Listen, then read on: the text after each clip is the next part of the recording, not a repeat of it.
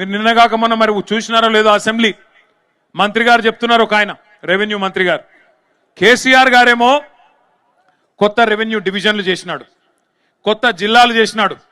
ఉమ్మడి మహబూబ్ నగర్ జిల్లాని 5 జిల్లాలు చేసిండు కేసీఆర్ గారు. నాగర్ కర్నూలు జిల్లా, వనపర్తి జిల్లా, గద్వాల జిల్లా, నారాయణపేట జిల్లా చేసినాడు. మీరందరూ నారాయణపేటోళ్ళు, గద్వాలోళ్ళు, కొల్లాపూరోళ్ళు, అచ్చంపేటోళ్ళు మీరు మహబూబ్ నగర్ దాకా వచ్చేది ఎందుకు?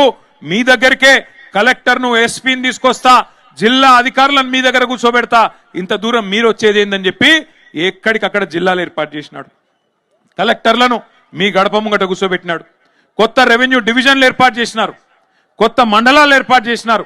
ఈ జిల్లాలో ఉండే మా లంబాడా సోదరులు, మా గిరిజన సోదరులు మీ ఆకాంక్ష నెరవేరుస్తూ తాండాలను గ్రామ పంచాయతీలు చేసిండు కేసీఆర్.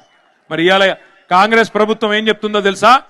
కేసీఆర్ తప్పు చేసిండు, తాండాలు గ్రామ పంచాయతీలు చేసేది కాకుండే, మహబూబ్ నగర్ జిల్లాను 5 ముక్కలు చేసేది కాకుండే, అందుకే వనపర్తి రద్దు చేస్తాం, నారాయణపేట రద్దు చేస్తాం, అట్లాగే గద్వాల జిల్లా కూడా రద్దు చేస్తామని చెప్పి నిన్నగాక మొన్న పొంగులేటి శ్రీనివాసరెడ్డి రెవెన్యూ మంత్రి గారు ప్రకటిస్తా ఉన్నాడు.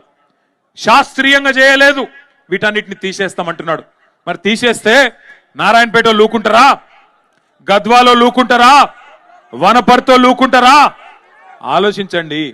కలెక్టర్లను మీ గడప దగ్గర తీసుకొచ్చి కేసీఆర్ కూర్చోబెడితే కాదు కాదు ఇవన్నీ ఎత్తేస్తాం అని చెప్పి ఇలా రేవంత్ రెడ్డి మాట్లాడుతుంటే చూస్తా ఊరుకుందామా? ఆలోచన చేయండి.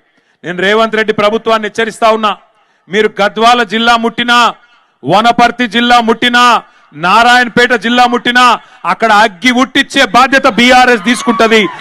అక్కడే ఉద్యమాలకు కూడా శ్రీకారం చుడతామని చెప్పి కూడా హెచ్చరిస్తా ఉన్నా.